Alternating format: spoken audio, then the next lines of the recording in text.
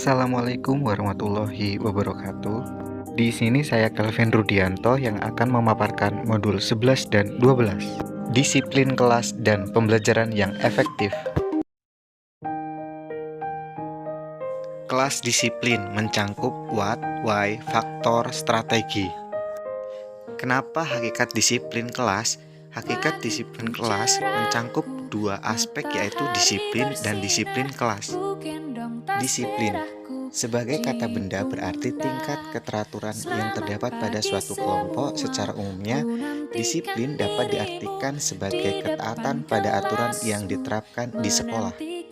Sedangkan disiplin kelas ada tingkatan ketaatan siswa terhadap aturan kelas dan teknik yang digunakan guru untuk membangun atau memelihara keteraturan dalam kelas. Mengapa disiplin kelas perlu diajarkan atau ditanamkan siswa?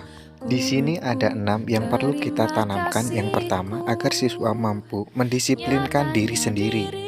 2. Disiplin merupakan pusat berputarnya kehidupan sekolah. 3. Disiplin yang tinggi akan menuju kepada terciptanya iklim belajar yang kondusif. 4. Tingkat ketaatan yang rendah akan menjurus kepada tidak terjadinya belajar yang diharapkan. 5. Jumlah siswa dalam satu kelas umumnya banyak. Dan yang keenam, kebiasaan berdisiplin di sekolah diharapkan menghasilkan kebiasaan berdisiplin di masyarakat. Faktor disiplin kelas dipengaruhi oleh faktor yang kompleks dan saling berkaitan, antara lain faktor fisik, faktor sosial, dan faktor psikologis. Faktor fisik mengacu kondisi fisik guru, siswa, dan ruang kelas. Faktor sosial, hubungan yang akrab, saling mempercayai akan mampu meningkatkan kedisiplinan kelas. Faktor psikologis mencangkup dua, perasaan dan keinginan. Perasaan contohnya sedih, senang, marah, bosan. Sedangkan yang keinginan contohnya keinginan untuk dihargai, diakui, dan disayangi. Pandangan terhadap disiplin kelas akan menentukan cara guru dalam menanamkan dan menangani disiplin kelas. Ada dua pandangan. Yang pertama, pandangan yang berfokus pada guru, dan yang kedua berfokus pada kepentingan siswa. Ada dua anggapan yang menyatakan, yang pertama, pendekatan yang berhasil dalam membangun disiplin adalah yang menghormati hak individu dan meningkatkan harkat dan konsep diri. Yang kedua, komunikasi yang terbuka dan jujur antara guru dan siswa sangat perlu. Strategi penanaman disiplin kelas. Penanaman disiplin dapat dilakukan dengan berbagai cara. Yang pertama, menjadi model atau memberi contoh. Yang kedua, mengadakan pertemuan kelas secara berkala. Yang ketiga, menerapkan aturan secara luas. Dan yang keempat, menyesuaikan aturan dengan tingkat perkembangan anak.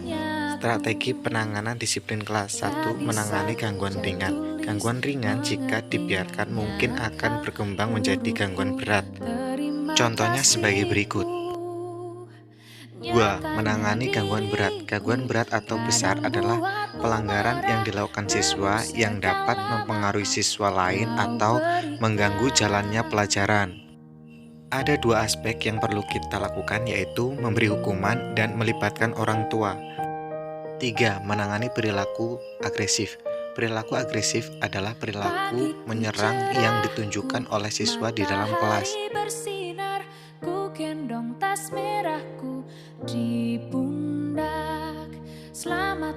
Pengertian perencanaan pembelajaran. Perencanaan pembelajaran pada dasarnya merupakan satu yang saling berhubungan dan saling menunjang antara berbagai unsur atau komponen yang ada dalam pembelajaran. Perencanaan pembelajaran merupakan suatu proses mengatur, mengkoordinasikan, dan menetapkan unsur-unsur atau komponen pembelajaran. Komponen pembelajaran secara umum mencangkup 4 hal, yaitu 1. Kompetensi dasar dan indikator-indikatornya.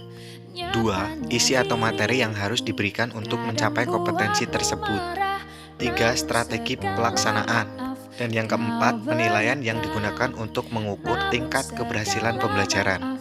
Pembelajaran didasarkan pada prinsip-prinsip. 1. Berdasarkan kondisi siswa.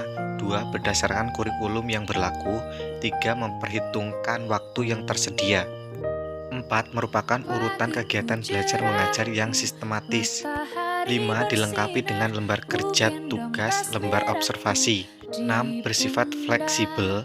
7. Berdasarkan pada pendekatan sistem yang mengutamakan keterpaduan antara kompetensi, materi, kegiatan belajar, dan evaluasi.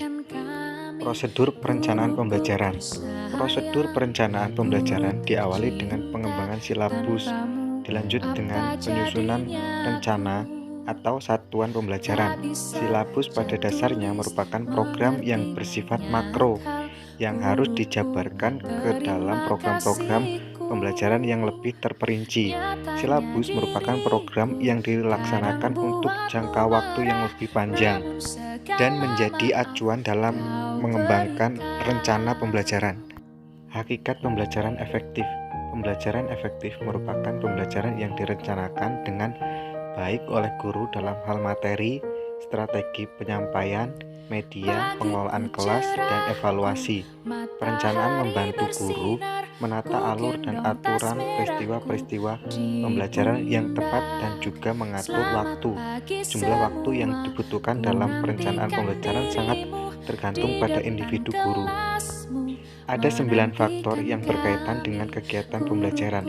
Yang pertama, isi, 2 bahan, 3 strategi pembelajaran, 4 perilaku guru, 5 menstrukturkan pembelajaran, 6 lingkungan belajar, 7 pembelajaran, 8 durasi pembelajaran, dan yang ke-9 lokasi pembelajaran. Ada 6 karakteristik guru. Yang pertama, banyak pengalaman belajar. Yang kedua, filosofi belajar mengajar akan mempengaruhi keputusan tentang perencanaan guru. Yang ketiga, pengetahuan guru tentang isi pelajaran. 4. Gaya guru dalam mengorganisasikan pembelajaran. 5. Harapan-harapan menata kelas. Dan yang keenam, perasaan aman dan kontrol pembelajaran. Ada 6 guru yang efektif. Yang pertama, melakukan review harian. Kedua, menyiapkan materi baru. 3. Melakukan praktek terbimbing. 4. Menyediakan balikan dan koreksi. 5. Melaksanakan praktek mandiri. Dan yang keenam, review mingguan dan bulanan.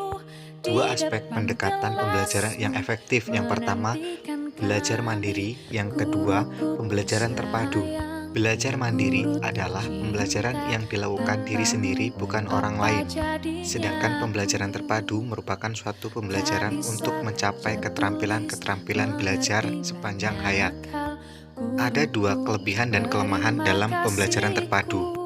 Yang pertama, kelebihan pembelajaran terpadu, dan yang kedua, keterpaduan kurikulum dapat membantu pelajaran. Belajar berbasis masalah.